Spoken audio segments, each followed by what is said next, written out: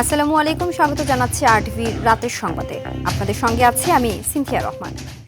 চলমান বিদ্যুৎ সংকটের কারণে আবারও দেশের সব শপিং মল রাত ৮টার মধ্যে বন্ধ করা সহ আলোকসজ্জায় নিষেধাজ্ঞা দিয়েছে বিদ্যুৎ বিভাগ। এদিকে সারা দেশের বিভিন্ন এলাকায় বিদ্যুৎ স্থাপনায় হামলা ও ভাঙচুরের আশঙ্কায় নিরাপত্তা চেয়ে পুলিশকে চিঠি দিয়েছে দেশের ৮০টি পল্লী বিদ্যুৎ সমিতি। তবে বিদ্যুৎ প্রতিমন্ত্রী অনিন্দ্য ইসলাম অমিত জানিয়েছেন, পরিস্থিতি উন্নতির জন্য কাজ করে যাচ্ছে সরকার। বিস্তারিত জানাচ্ছেন ওভি আরিফ। জ্বালানি সংকট এবং গ্যাস সরবরাহ কমে যাওয়ায় দেশ জুড়ে দেখা দিয়েছে তীব্র বিদ্যুৎ সংকট। লোডশেডিং ছাড়িয়েছে অতীতের সব রেকর্ড, ফলে ভোগান্তিতে পড়েছে শিল্প উদ্যোক্তা এবং সাধারণ মানুষ। এমন পরিস্থিতিতে দুঃখ প্রকাশ করে সচিবালয়ে জ্বালানির প্রতিমন্ত্রী অনিন্দ্য ইসলাম অমিত জানান, গ্যাস বিদ্যুৎ চলমান সংকট মোকাবেলায় সর্বোচ্চ চেষ্টা করছে সরকার। অবশ্যই ভোগান্তি চরমে, এ ব্যাপারে কোনো দ্বিমত নেই। আমরা বারবার সে কারণে বাংলাদেশের জনগণের কাছে দুঃখ প্রকাশ করছি। প্রাকৃতিক দুর্যোগের কাছে তো আমাদের কারোরই কিছু করবার নেই, আমরা তো এটা অসহায়, আত্মসমর্পণ করতে প্রকৃতির কাছে। প্রকৃতি স্বাভাবিক হলে ইনশাল্লাহ আমরা এই গ্যাসটা ডিসচার্জ করতে পারবো এবং সেক্ষেত্রে গ্যাস সাপ্লাই স্বাভাবিক হবে। প্রতিমন্ত্রী জানান, পরিস্থিতি উন্নয়নে সরকার কাজ করে যাচ্ছে। বর্তমানে কি অবস্থায় আছে এই বিষয়টা আপনারা গণমাধ্যম লিখছেন এবং এই সমস্যা মোকাবেলার জন্য আমরা সর্বোচ্চ চেষ্টা করছি। জনদুর্ভোগকে বিবেচনায় নিয়ে আমরা প্রাণান্তকর চেষ্টা করছি। এটা আমার ধারণা জনগণ বোঝেন, আপনারাও বোঝেন। আমাদের চেষ্টার ন্যূনতম কোনো ত্রুটি নেই। সন্ধ্যায় এক বিজ্ঞপ্তিতে দেশের সব শপিং মল ও দোকানপাট রাত ৮টা পর্যন্ত খোলা রাখার নির্দেশনা দিয়েছে বিদ্যুৎ, জ্বালানি ও খনিজ সম্পদ মন্ত্রণালয়। সেই সঙ্গে সাশ্রয়ের লক্ষ্যে সন্ধ্যা ৭টার পর দোকানপাট ও শপিং মলে আলোকসজ্জায় দেওয়া হয়েছে নিষেধাজ্ঞা। এদিকে দীর্ঘ সময় লোডশেডিংয়ের কারণে গ্রামাঞ্চলে বিদ্যুৎ স্থাপনায় হামলা ও ভাঙচুরের আশঙ্কার তথ্য তুলে ধরে নিরাপত্তা চেয়ে পুলিশকে চিঠি দিয়েছে দেশের ৮০টি পল্লী বিদ্যুৎ সমিতি। ওভি আরিফ, আরটিভি, ঢাকা। এদিকে চাঁপাইনবাবগঞ্জে নিরবচ্ছিন্ন বিদ্যুৎ সরবরাহের দাবিতে জেলা প্রশাসকের কার্যালয় ঘেরাও কর্মসূচি পালন করেছে সরকারি পলিটেকনিক ইনস্টিটিউটের শিক্ষার্থীরা। গোপালগঞ্জে হামলার আশঙ্কায় কর্মকর্তা কর্মচারীদের নিরাপত্তা চেয়ে পুলিশ সুপারের কাছে চিঠি দিয়েছে Gopalganj West zone power distribution company. নীলফামারীর গুরুত্বপূর্ণ বিদ্যুৎ স্থাপনাগুলোতে নিরাপত্তা জোরদার ও রাতে পুলিশ টহলের ব্যবস্থা করতে ডোমার থানায় লিখিত আবেদন করেছে নীলফামারী পল্লী বিদ্যুৎ সমিতির ডোমার জোনাল অফিস। এছাড়া নিরবচ্ছিন্ন বিদ্যুৎ সরবরাহ এবং প্রিপেইড মিটার বাতিলের দাবিতে নওগাঁয় মানববন্ধন করেছে ক্ষুব্ধ গ্রাহকরা।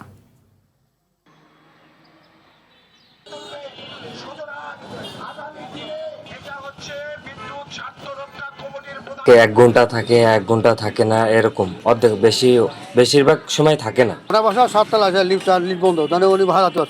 বিশেষ করে বাচ্চাদের লেখাপড়া নিয়েই একটা সমস্যা। বিগত ১৬ বছরের পুঞ্জীভূত প্রশাসনিক ও অবকাঠামোগত কাঠামোর কারণে জ্বালানি খাত বর্তমানে এক বিরাট চ্যালেঞ্জের মুখোমুখি বলে মন্তব্য করেছেন প্রধানমন্ত্রীর উপদেষ্টা ও কার্যালয়ের মুখপাত্র মাহদি আমিন। বলেন, বাস্তবিক অর্থে দীর্ঘদিনের এই স্থবির সমস্যা মাত্র ৫ বা ৬ মাসে শতভাগ নিরসন করা সম্ভব নয়। বুধবার রাজধানীর বাংলাদেশ চীন মৈত্রী সম্মেলন কেন্দ্রে আয়োজিত এসডিজি অর্জনে ৫ বছর মেয়াদী কৌশলগত কাঠামো বাস্তবায়ন নীতি অংশীদারিত্ব ও অগ্রাধিকার শীর্ষক জাতীয় সম্মেলনে তিনি এ মন্তব্য করেন। জানান, সংকট নিরসনে সংশ্লিষ্ট কর্মকর্তা ও অংশীজনেরা যৌথভাবে কাজ করছেন। কিন্তু ১৬ বছরের যে সমস্যা বাস্তবিকভাবে ৫ বা ৬ মাসে সেই সমস্যা শতভাগ সমাধান করা সম্ভব হয় না। তবে এতটুকু নিশ্চিত করতে পারি, মাননীয় প্রধানমন্ত্রীর নির্দেশনায় আমাদের সংশ্লিষ্ট যারা কর্মকর্তা রয়েছেন এবং সরকারের অংশীজনরা রয়েছেন সবাই মিলে সেই সিদ্ধান্ত নিচ্ছেন যেখানে বিদেশি বিনিয়োগ আসবে আমরা আমাদের ইন্টারনাল যে ডোমেস্টিক রিসোর্স রয়েছে সেগুলো এক্সপ্লোর করার চেষ্টা করছি এবং ইনশাল্লাহ মধ্যমেয়াদে বাস্তবসম্মত জ্বালানি সংকটের সমস্যা সমাধান হবে ইনশাল্লাহ। রাষ্ট্রপতি নির্বাচনে দলের প্রার্থী চূড়ান্ত করতে বিএনপির স্থায়ী কমিটির বৈঠক ডেকেছেন প্রধানমন্ত্রী ও বিএনপি চেয়ারম্যান তারেক রহমান। বৃহস্পতিবার সকালে এই নীতি নির্ধারণী বৈঠকে চূড়ান্ত করা হবে কে হচ্ছেন দলটির সম্ভাব্য রাষ্ট্রপ্রধান। মনোনয়নপত্র জমার শেষ দিন ১৩ আগস্ট হওয়ায় একই দিনে বিএনপির প্রার্থী চূড়ান্তের পাশাপাশি জমার প্রস্তুতি নেওয়া হয়েছে। যদিও প্রার্থী হিসেবে আলোচনায় রয়েছে মির্জা ফখরুল ইসলাম আলমগীরের নাম, তবুও স্থায়ী কমিটির সিদ্ধান্ত না হওয়া পর্যন্ত আনুষ্ঠানিকভাবে মুখ খুলছেন না নেতারা। বাংলাদেশ ভারত সম্পর্ক নিয়ে কোনো জটিলতাই সমাধানের অযোগ্য নয় বলে জানিয়েছেন তথ্যমন্ত্রী জহিরুদ্দিন স্বপন। বলেন, আলোচনার মাধ্যমে দুই দেশের বিদ্যমান সমস্যাগুলো সমাধানে কাজ করছে দুই দেশের সরকার। এদিকে আওয়ামী লীগের ওপর থেকে নিষেধাজ্ঞা তুলে নেওয়ার বিষয়ে জানতে চাইলে তথ্যমন্ত্রী বলেন, এটি গুজবেরই অংশ। সকালে ফরেন সার্ভিস একাডেমিতে বিশ্ব যুব দিবসের অনুষ্ঠান শেষে সাংবাদিকদের প্রশ্নের উত্তরে এসব কথা জানান তিনি। বিশেষ অতিথির বক্তৃতায় যুবকদের উদ্যোক্তা হওয়ার পরামর্শ দেন যুব ও ক্রীড়া প্রতিমন্ত্রী আমিনুল হক।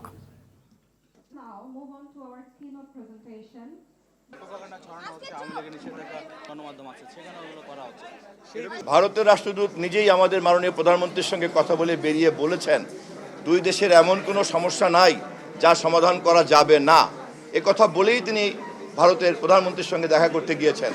আমরা অধীর আগ্রহে অপেক্ষা করছি ইতিবাচক ফলাফলের জন্য। আওয়ামী লীগের উপরে নাকি নিষেধাজ্ঞা তুলে নেওয়ার একটা গুজব ছড়িয়ে পড়েছে।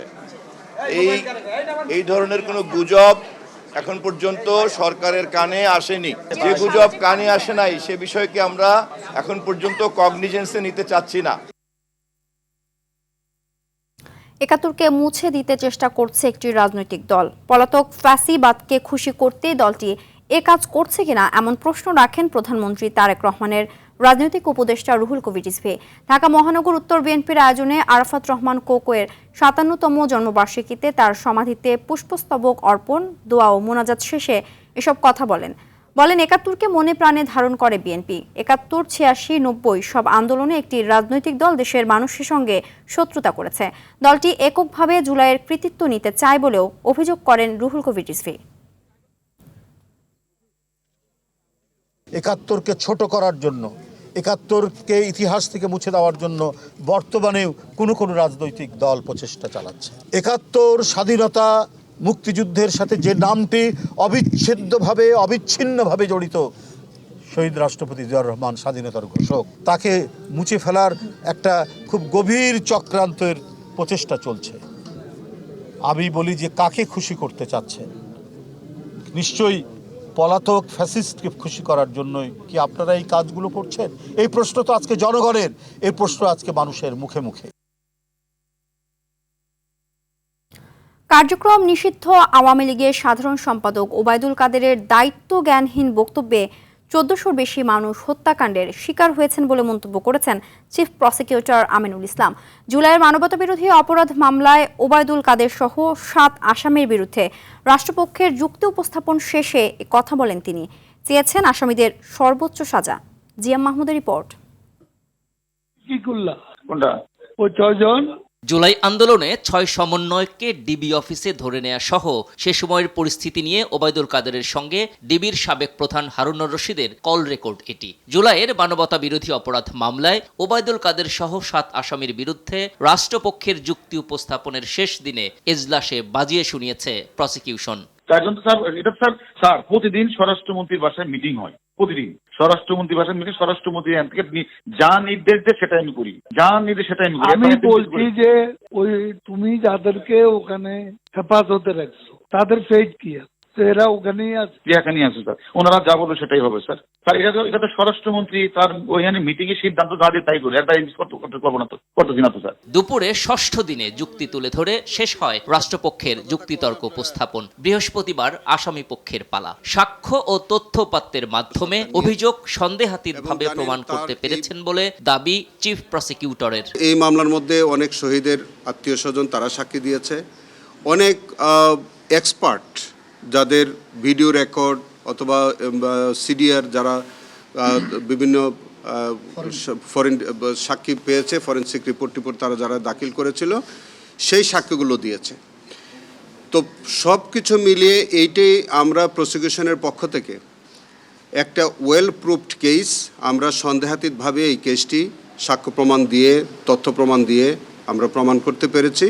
আরো বলেন, জুলাই হত্যাকাণ্ডের দায়ে শুধু ব্যক্তি নয়, দল হিসেবে আওয়ামী লীগেরও বিচার হওয়া উচিত। এইগুলি করেছে তৎকালীন আওয়ামী লীগের সেই দুষ্কৃতিপরায়ণ নেতৃবৃন্দ, সেই কারণে তাদের যেমন বিচার হওয়া উচিত, ওই দলটিরও সেইভাবে দৃষ্টান্তমূলক বিচার হওয়া উচিত। তারা যে এতগুলো স্বপ্ন দুলিশ্বাত করেছে, এতগুলো স্বপ্ন যে তারা মৃত্যু ঘটিয়েছে, এতগুলো মানুষকে তারা পঙ্গু করে দিয়েছে, এই জন্যে তাদের দৃষ্টান্তমূলক শাস্তি হওয়া উচিত। এ মামলায় শহীদ ওসমান হাদি সহ 29 জন সাক্ষীর সাক্ষ্য নেওয়া হয়েছে। উপস্থাপিত হয়েছে ওবায়দুল কাদেরের সঙ্গে দলীয় নেতাকর্মীদের অন্তত 14টি ফোন কল রেকর্ড। তারা সরাসরি অপরাধ করেছে, তারা দায় স্বীকার করেছে, তাদের স্বীকারোক্তি আছে, তাদের বক্তব্যের ভিডিও ফুটেজ আছে। GM Mahmud, RTV, Dhaka. Supreme কোর্টের এজলাসে সাংবাদিক প্রবেশে নিষেধাজ্ঞা দিয়ে প্রধান বিচারপতির সংবিধান লঙ্ঘন করেছেন বলে অভিযোগ করেছেন সম্পাদক পরিষদের সভাপতি, ডেইলি নিউ এজ সম্পাদক নুরুল কবির। হাইকোর্টের প্রধান ফটকের সামনে দুপুরে আপিল বিভাগ সহ উচ্চ আদালতের এজলাসে সাংবাদিক প্রবেশাধিকার পুনর্বহালের দাবিতে ল রিপোর্টার্স ফোরামের শান্তিপূর্ণ অবস্থান কর্মসূচিতে এমন অভিযোগ করেন। অবিলম্বে এই নিষেধাজ্ঞা প্রত্যাহার না করা হলে কঠোর কর্মসূচি দেওয়ার হুঁশিয়ারি দেন সাংবাদিক নেতারা। জিএম মাহমুদের আরেকটি রিপোর্ট। আপিল বিভাগ সহ সুপ্রিম কোর্টের এজলাসে সাংবাদিক প্রবেশাধিকার পুনর্বহালের দাবিতে অবস্থান কর্মসূচি করেছেন আইন বিটের সাংবাদিক সহ গণমাধ্যম কর্মীরা। দুপুরে হাইকোর্টের সামনে আইন, বিচার ও মানবাধিকার বিষয়ক সাংবাদিকদের সংগঠন ল রিপোর্টার্স ফোরাম আয়োজিত কর্মসূচিতে অংশ নিয়ে প্রধান বিচারপতির এমন সিদ্ধান্তে ক্ষোভ জানান বিভিন্ন সংগঠনের সাংবাদিক নেতারা। সরকারের প্রধানমন্ত্রী থেকে শুরু করে গুরুত্বপূর্ণ ব্যক্তিরা যখন সাধারণ মানুষের কাতারে মিশে কথা বলছে এবং দেশকে এগিয়ে নিয়ে যাওয়ার কথা ভাবছে, সেই সময়ে একজন প্রধান বিচারপতি যখন আদালতকে বিচ্ছিন্ন করে রাখে জনগণের কাছ থেকে, স্বাভাবিকভাবে তখন সন্দেহের উদ্রেক হয় কি তার আসলে মতিগতি। আমাদের সংবিধান বলছে জনগণের জানার অধিকারকে সংকুচিত করতে পারবে না, বন্ধ করতে পারবে না, দরজা বন্ধ করে কোনো বিচার করা যাবে না। বাস্তব অর্থে আপনারা দেখবেন শুধু সাংবাদিক না, সুপ্রিম কোর্টের আপিল বিভাগে কোনো বিচার প্রার্থীও প্রবেশ করতে পারে না।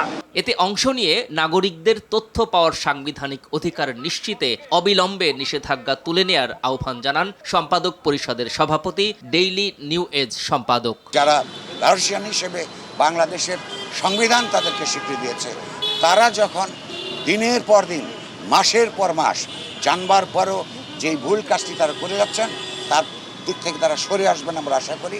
তা না হলে আমাদের বিচার ব্যবস্থার গণতন্ত্রায়নের জন্য আমাদেরকে বৃহত্তর সংগ্রামে আমাদের অবতীর্ণ হতে হবে। গত 7 জানুয়ারি থেকে আপিল বিভাগ সহ বিভিন্ন এজলাসে সাংবাদিক প্রবেশ বন্ধ রেখেছে সুপ্রিম কোর্ট। এ বিষয়ে সংশ্লিষ্ট কর্তৃপক্ষের মাধ্যমে বারবার আবেদন করা হলেও মেলেনি প্রধান বিচারপতির অনুমতি। GM Mahmud, RTV, Dhaka. বাংলাদেশে বিনিয়োগে আগ্রহ দেখাচ্ছে যুক্তরাষ্ট্র। পাট, চামড়া, জাহাজ নির্মাণ ও আইটি খাতসহ বিভিন্ন ক্ষেত্রে রপ্তানি সক্ষমতা বাড়াতে বাংলাদেশের সঙ্গে কাজ করতে চায় দেশটি। মার্কিন বাণিজ্য প্রতিনিধি দলের সঙ্গে বৈঠক শেষে এমন তথ্য জানিয়েছেন বাণিজ্য মন্ত্রী খন্দকার আব্দুল মুক্তাদির। পাশাপাশি 12টি দেশের সঙ্গে মুক্ত বাণিজ্য চুক্তি FTA নিয়ে আলোচনা চলছে বলেও জানিয়েছেন তিনি। বিস্তারিত আসিফ হাসানের রিপোর্টে। বাণিজ্য ও বিনিয়োগে নতুন সম্ভাবনার দুয়ার খুলতে বাংলাদেশের সঙ্গে আলোচনায় যুক্তরাষ্ট্র। দুপুরে শিল্প মন্ত্রণালয়ে মার্কিন বাণিজ্য প্রতিনিধি দলের সঙ্গে বৈঠক করেন বাণিজ্য মন্ত্রী খন্দকার আব্দুল মুক্তাদির। বৈঠকে বাংলাদেশের অর্থনীতিকে $1 ট্রিলিয়ন সক্ষমতায় নিতে সরকারের বিভিন্ন পরিকল্পনা তুলে ধরা হয়। পাশাপাশি আগামী দিনে পাট, চামড়া, জাহাজ নির্মাণ ও আইটি খাত সহ সম্ভাবনাময় বিভিন্ন সেক্টরে রপ্তানি বাড়ানোর পরিকল্পনাও তুলে ধরেন মন্ত্রী। বাংলাদেশ যে $1 ট্রিলিয়ন ইকোনমিতে লক্ষ্য পৌঁছাতে চায়, সেই জন্য যে প্রচুর বিনিয়োগ দরকার, তার একজন সহযাত্রী হতে US কোম্পানিগুলি ইন্টারেস্টেড। তারা ঠিক এনভায়রনমেন্টটা চান, সরকারের সহযোগিতা চান, এবং তাদেরকেও আমরা বার্তা দিয়েছি আমাদের পলিসিগুলি ইনভেস্টমেন্ট ফ্রেন্ডলি, বিজনেস ফ্রেন্ডলি। এর আগে সকালে BIISS এর আয়োজিত এক অনুষ্ঠানে মন্ত্রী আরও জানান, বাংলাদেশের বাণিজ্যিক পরিধি আরও বাড়াতে 12টি দেশের সঙ্গে মুক্ত বাণিজ্য চুক্তি FTA নিয়ে আলোচনা চলছে। এই সরকার আসার পরে সাউথ কোরিয়ার সাথে গত কয়েকদিন আগে একটা ইকোনমিক পার্টনারশিপ এগ্রিমেন্ট স্বাক্ষর হয়েছে। আমরা ইন্দোনেশিয়া, মালয়েশিয়া সাথেও আগামী দিনে FTA-তে যাব। এছাড়াও আরও 10-12টা দেশের সাথে আমাদের FTA নেগোসিয়েশন চলমান। ইউরোপিয়ান ইউনিয়নের সাথেও হয়তো মাসখানেক পরে আমাদের আনুষ্ঠানিকভাবে আলোচনাটা শুরু হবে। যুক্তরাষ্ট্রের বিনিয়োগ আগ্রহ আর সম্ভাব্য মুক্ত বাণিজ্য চুক্তি বাস্তবায়িত হলে তৈরি হতে পারে নতুন বাজার, বাড়তে পারে রপ্তানি ও কর্মসংস্থানের সুযোগ। আসিফ হাসান, RTV, ঢাকা। দেশের প্রতিটি মানুষের সম্ভাবনাকে কাজে লাগাতে সৃজনশীল অর্থনৈতিক ব্যবস্থার উপর গুরুত্ব দিচ্ছে সরকার। অর্থ পরিকল্পনা মন্ত্রী আমির খসরু মাহমুদ চৌধুরী এ তথ্য জানিয়ে বলেন, অর্থনীতিকে এগিয়ে নিতে হলে সব পেশার মানুষের শ্রমের যথাযথ মূল্যায়ন করতে হবে। এসডিজি বাস্তবায়নে যেসব ঘাটতি রয়েছে তা পূরণে বিকল্প অর্থায়নের দিকে যাচ্ছে সরকার। অন্য এক প্রসঙ্গে মন্ত্রী আরও বলেন, বর্তমান সরকারের সময়ে তথ্য বিভ্রান্তির কোনো সুযোগ নেই। সাকিবুর রহমানের সহযোগিতায় সাদিয়া কানিজের রিপোর্ট। রাজধানীর চীনমৈত্রী সম্মেলন কেন্দ্রে অনুষ্ঠিত হলো এসডিজি বাস্তবায়নে 5 বছর মেয়াদী কৌশলগত কাঠামো কর্মকৌশল নিয়ে জাতীয় সম্মেলন। 10 আগস্ট প্রধানমন্ত্রী তারেক রহমান 3 দিনের এই সম্মেলনের উদ্বোধন করেন। ঘোষণা করছে। বুধবার সম্মেলনের সমাপনী দিনে অংশ নেন দেশি বিদেশি উন্নয়ন সহযোগী ও সরকারের নীতি নির্ধারকরা। এসডিজি অর্জনে বাংলাদেশের অগ্রযাত্রাকে একই সূত্রে সংযুক্ত করে এ সময় দেশের ভেতরে বৈষম্য বেড়েছে উল্লেখ করে সিপিডির সম্মাননীয় ফেলো ডক্টর দেবপ্রিয় ভট্টাচার্য বলেন, টেকসই উন্নয়ন লক্ষ্যমাত্রা এসডিজি অর্জনে কোনো পর্যায়ের মানুষকেই পিছিয়ে রাখা যাবে না। দেশের ভিতরে বৈষম্যের পরিমাণ কিন্তু বেড়ে গেছে এবং এই বৈষম্যের পরিমাণ শুধু আয়ের বৈষম্য না, এই বৈষম্য আমাদের ভোগের বৈষম্য, এই বৈষম্য আমাদের কিন্তু সম্পদের বৈষম্য, সেখানে আরও বেশি গভীর। সেমিনারে অংশ নিয়ে পিছিয়ে পড়া জনগোষ্ঠীকে সামনে এগিয়ে নেয়ার প্রতিশ্রুতির কথা জানান সমাজ কল্যাণ মন্ত্রী। শুধু অন্তর্ভুক্তিমূলক নয়, এটা হবে একটি মানবিক বাংলাদেশ, যেখানে সবার আগে প্রাধান্য পাবে বাংলাদেশ আর সবার জন্য যে বাংলাদেশ হবে। প্রধানমন্ত্রীর উপদেষ্টা মাহদি আমিন জানান, মূল্যস্ফীতি নিয়ন্ত্রণে এরই মধ্যে নিত্য প্রয়োজনীয় 60টির বেশি পণ্যে ভ্যাট ট্যাক্স কমানো হয়েছে। কর্মমুখী অর্থনীতি গড়ে তুলতে হাতে নেওয়া হয়েছে বহুমুখী প্রকল্প। 16 বছরের যে ফ্যাসিবাদ ছিল অনেকটা ধ্বংসস্তূপ, যেখানে ভেঙে পড়া রাষ্ট্র কাঠামোটাকে নতুনভাবে মেরামত করতে চাইছি। আমাদের যে নির্বাচনী ইশতেহার ছিল, নির্বাচনী পথযাত্রায় সেখানে যে প্রতিশ্রুতি, তা প্রত্যেকটাই কিন্তু অন্তর্ভুক্তিমূলক। দেশের অর্থনীতিকে গণতান্ত্রিক ও অন্তর্ভুক্তিমূলক করতে হবে জানিয়ে অর্থ ও পরিকল্পনা মন্ত্রী বলেন, শুধু পরিকল্পনা নয়, এসডিজি বাস্তবায়নে প্রয়োজন ইতিবাচক মনস্তাত্ত্বিক পরিবর্তন। এসডিজিতে যা নাই বিএনপির ম্যানিফেস্টোর তার থেকে বেশি আছে। We are beyond SDG. যদি আমরা পুরো ম্যানিফেস্টো বাস্তবায়ন করতে পারি, এসডিজির বাইরেও অনেক কিছু কাজ এই ম্যানিফেস্টোর মধ্যে আছে। সরকারের নির্বাচনী ইশতেহার বাস্তবায়ন করা গেলে এসডিজির লক্ষ্য অর্জনও অনেকটা স্বয়ংক্রিয়ভাবে সম্ভব হবে বলে আশাবাদ জানান মন্ত্রী। এ সময় অন্য এক প্রসঙ্গে মন্ত্রী বলেন, তথ্যের স্বচ্ছতা নিশ্চিত করেই কাজ করা সরকারের মূল লক্ষ্য। নিশ্চিত করছি যে সঠিক তথ্য দিতে হবে। সাদিয়া কানিজ, আরটিভি, ঢাকা। সাভারের বনগাঁয়ে প্রেসার কুকারে রাখা বোমাটি কঠোর নিরাপত্তায় নিষ্ক্রিয় করেছে ডিএমপির বোম ডিসপোজাল ইউনিট। বিকেলে বনগাঁও ইউনিয়নের গোপের বাড়ি এলাকায় ঘোড়া মসজিদের মাঠে ঝুঁকিমুক্তভাবে বোমটি নিষ্ক্রিয় করা হয়। এর আগে মঙ্গলবার রাতে ওই এলাকায় একটি প্লাস্টিক ড্রামে স্কচ টেপ পেঁচানো প্রেসার কুকার, রিমোট ও বৈদ্যুতিক তার দেখতে পেয়ে পুলিশকে খবর দেয় স্থানীয়রা। সিসিটিভি ফুটেজ পর্যালোচনার পর কাউন্টার টেররিজম ইউনিটের এক্সপার্ট টিম ঘটনাস্থলে পৌঁছে বিকেলে বোমাটি নিষ্ক্রিয় করে। এ ঘটনায় এলাকায় সাময়িক আতঙ্ক সৃষ্টি হলেও পরিস্থিতি বর্তমানে স্বাভাবিক রয়েছে।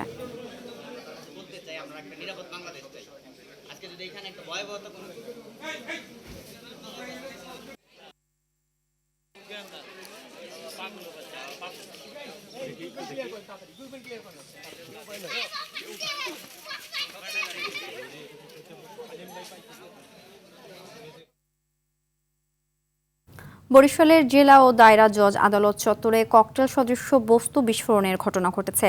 সকাল 10:30টার দিকে আদালতের প্রধান প্রবেশদ্বারের বাম পাশে একটি ব্যাগের ভেতরে রাখা বিস্ফোরকটি বিকট শব্দে বিস্ফোরিত হয়। তবে এ ঘটনায় কোনো হতাহতের খবর পাওয়া যায়নি। ঘটনার পরপরই র্যাব পুলিশের পাশাপাশি সিআইডির ক্রাইম সিন ইউনিটের সদস্যরা উপস্থিত হয়েছেন।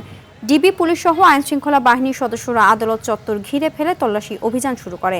ঘটনার সঙ্গে জড়িতদের শনাক্ত ও আটকের পাশাপাশি বিস্ফোরণের কারণ জানতে তদন্ত চলছে বলে জানিয়েছে আইনশৃঙ্খলা বাহিনী। পার্বত্য চট্টগ্রামের শান্তি ও সার্বভৌমত্ব রক্ষায় রাজনীতিবিদদের সচেতন হওয়ার আহ্বান জানিয়েছেন প্রবাসী কল্যাণ ও বৈদেশিক কর্মসংস্থান প্রতিমন্ত্রী নুরুল হক নূর। জাতীয় প্রেস ক্লাবে এক্স ফোর্সেস অ্যাসোসিয়েশন আয়োজিত সেমিনারে প্রধান অতিথির বক্তব্যে তিনি এই মন্তব্য করেন। পার্বত্য অঞ্চলে নিরাপত্তা, সশস্ত্র গোষ্ঠী দমন, বিতর্কিত শান্তি চুক্তি পর্যালোচনা এবং পাহাড়ে সেনাবাহিনীর স্থায়ী ক্যান্টনমেন্ট স্থাপন সহ 9 দফা দাবি জানায় আয়োজক সংগঠনটি। অনুষ্ঠানে বিশেষ অতিথি ছিলেন প্রধানমন্ত্রীর রাজনৈতিক সহকারী রাশেদ খান এবং পিএইচটি সম্প্রীতি জোটের আহ্বায়ক থোয়াই চিংমং চা। ভারতের বিজেপি আরএসএস এর যে পলিসি এবং বিশেষ করে বাংলাদেশের রাজনীতিবিদরা যদি এখনো এটা সম্পর্কে সচেতন না হয় তাহলে বাংলাদেশ সামনে অনেক সংকটে পড়বে।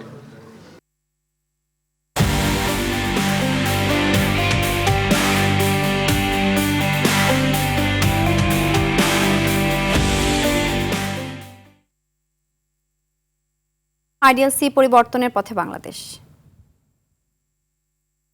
2026-27 অর্থ বছরে রাষ্ট্রীয় সম্মানী ভাতার আওতায় আসছে দেশের 86,709টি ধর্মীয় প্রতিষ্ঠান। প্রতিটি মসজিদের ইমাম, মুয়াজ্জিন ও খাদেম সহ অন্যান্য ধর্মীয় উপাসনালয়ে কর্মরত ব্যক্তিরাও এই ভাতা পাবেন। চলতি মাসে এই কার্যক্রমের উদ্বোধন করবেন প্রধানমন্ত্রী তারেক রহমান। এক বিজ্ঞপ্তিতে তথ্য জানিয়েছে ধর্ম বিষয়ক মন্ত্রণালয়। দেশে মোট 82,656টি মসজিদ, 3,000 মন্দির, 752টি বৌদ্ধ বিহার ও 301টি গির্জা রয়েছে। এতে কর্মরত থাকা 2,56,074 জনই রাষ্ট্রীয় এই ভাতা পাবেন।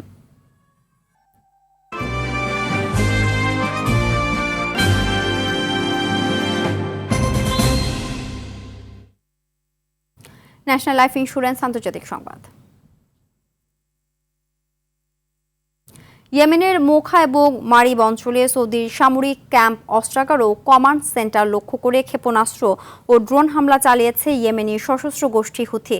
স্থানীয় সময় মঙ্গলবার রাতে এক ভিডিও বার্তায় এই অভিযানের কথা জানান গোষ্ঠীটির মুখপাত্র ইয়াহিয়া সারি। তিনি দাবি করেন সুনির্দিষ্ট লক্ষ্যবস্তুতে আঘাত হানায় কয়েক ডজন সৌদি সেনা এবং তাদের সমর্থিত মিলিশিয়া নিহত ও আহত হয়েছে। পরপর এসব হামলায় দুই পক্ষের মধ্যে পূর্ণ মাত্রার যুদ্ধ শুরুর আশঙ্কা দেখা দিয়েছে। সম্প্রতি ন্যাটোর মতো সৌদির সঙ্গে যৌথ প্রতিরক্ষা চুক্তিতে সই করেছে তুরস্ক ও পাকিস্তান। এতে করে এই দেশগুলো হুথিদের বিরুদ্ধে যুদ্ধে জড়িয়ে পড়তে পারে বলে ধারণা বিশ্লেষকদের।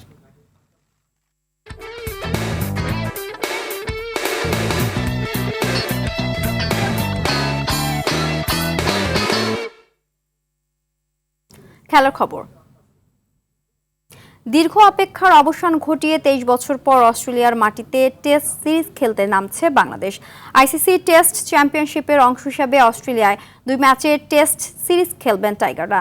ডারউইনের মারারা ক্রিকেট স্টেডিয়ামে কাল বাংলাদেশ সময় ভোর 6:30টায় মাঠে নামবে দুই দল। বিস্তারিত মুমসাদ দিনুরের রিপোর্টে।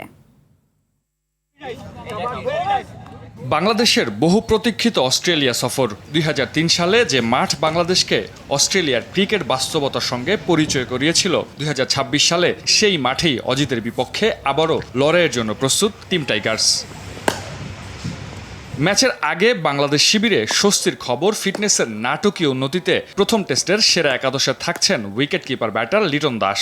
তবে তুরুপের তাস নাহিদ রানার পর একাদশ থেকে ছিটকে গেছেন আরেক ইনফর্ম পেসার শরীফুল ইসলামও। ফিটনেস টেস্ট পাশ করলেও দলে থাকছেন না এ বাঁহাতি। ম্যাচের আগে সংবাদ সম্মেলনে এসে সে ধারণাই দিয়েছেন অধিনায়ক নাজমুল হাসান শান্ত। খুবই আনফর্চুনেট নাহিদ রানা এখানে নাই, বাট যেই পেস ইউনিটটা এখানে আছে আমি বিশ্বাস করি যে তারাও এই কন্ডিশনটা ভালোভাবে ইউজ করতে পারবে। লিটন ভাই আসাতে অবশ্যই ব্যাটিং এর ডেপথটা তো আর একটু বাড়তেছে এবং ওই জায়গায় কনসিস্টেন্সি আছে তার। সো আগামীকালকে থেকে যে টেস্ট ম্যাচটা হবে ওইখানে আমরা এজ এ ব্যাটিং ইউনিট ভালো করার আশা রাখছে। তবে অধিনায়কের মূল ভাবনার জায়গা ব্যাটিং। বিশেষ করে অস্ট্রেলিয়া সফরের একমাত্র প্রস্তুতি ম্যাচের দ্বিতীয় ইনিংসে মাত্র 54 রানে অল আউট হওয়ায় চিন্তার ভাঁজ ক্যাপ্টেনের কপালে। নতুন বল সবসময় সব জায়গায় চ্যালেঞ্জ থাকে, এখানে হয়তো একটু বেশি থাকবে। যদিও খুব ভালো বোলিং এর অ্যাটাকে আমরা আমাদের ব্যাটিং করতে হবে। সো এই চ্যালেঞ্জটা আমরা কিভাবে নিচ্ছি, কতটুকু কনসিস্টেন্সিটা ধরে রাখতেছি, কতটুকু ফোকাস আমরা ধরে রাখতেছি, এই বিষয়গুলো ইম্পর্টেন্ট। লম্বা সময় ধরে মনোযোগ ধরে রেখে ব্যাটিং করাটা খুব ইম্পর্টেন্ট। অন্যদিকে ভিন্ন গল্প অজি শিবিরে। টানা ব্যস্ত সূচির আগে কামিন্স স্টার্কদের জন্য নিজেদের প্রস্তুত করে নেওয়ার সুযোগ এই সিরিজ। তবু বাংলাদেশের জন্য সময়ই ঝরল অস্ট্রেলিয়ান অধিনায়কের কণ্ঠে। গত কয়েক বছরে বাংলাদেশ কিছু বড় জয় পেয়েছে। তাদের দলে বেশ কিছু প্রতিভাবান খেলোয়াড় রয়েছে। আমাদের প্রস্তুত থাকতে হবে। অস্ট্রেলিয়ার বিপক্ষে 6 টেস্টের 5টিতেই হেরেছে বাংলাদেশ। 2017 সালে মিরপুরে এসেছিল একমাত্র জয়। ডারউইনে দ্বিতীয় জয় তুলে নেওয়া কঠিন, কিন্তু অসম্ভব নয় একেবারেই। মুমসাদ্দিন নুরি, RTV। আরফাত রহমান কোকোর 57তম জন্মবার্ষিকী উপলক্ষে রাজধানীতে পৃথক আয়োজনে স্মরণ করা হয়েছে দেশের ক্রিকেটের এই সংগঠককে। বুধবার পল্টনে দোয়া ও আলোচনা সভা শেষে জাতীয়তাবাদী ক্রীড়া দলের প্রধান কার্যালয়ের উদ্বোধন করেন যুব ক্রীড়া প্রতিমন্ত্রী আমিনুল হক। এ সময় দেশের ক্রিকেট অবকাঠামো উন্নয়ন, প্রতিভাবান ক্রিকেটার তৈরির প্ল্যাটফর্ম ও ক্রিকেট কূটনীতিতে কোকোর গুরুত্বপূর্ণ অবদানের কথা স্মরণ করেন প্রতিমন্ত্রী। বলেন, কোকোর নেওয়া বিভিন্ন উদ্যোগের কারণেই আজ এগিয়ে যাচ্ছে বাংলাদেশের ক্রিকেট। এদিকে শেরেবাংলা জাতীয় ক্রিকেট স্টেডিয়ামের বিসিবি মিডিয়া সেন্টারেও অনুষ্ঠিত হয় কোকোর 57তম জন্মবার্ষিকীর মিলাদ ও দোয়া মাহফিল। এতে বিসিবি সভাপতি তামিম ইকবাল সহ বোর্ড কর্মকর্তা ও ক্রিকেট সংশ্লিষ্টরা উপস্থিত ছিলেন। কোকোর আত্মার মাগফিরাত কামনা করে বিশেষ দোয়া ও মোনাজাত করা হয়। রাতের সংবাদ এ পর্যন্তই। মধ্যরাতের সংবাদ 1টায় দেখার আমন্ত্রণ রইল। ধন্যবাদ সবাইকে।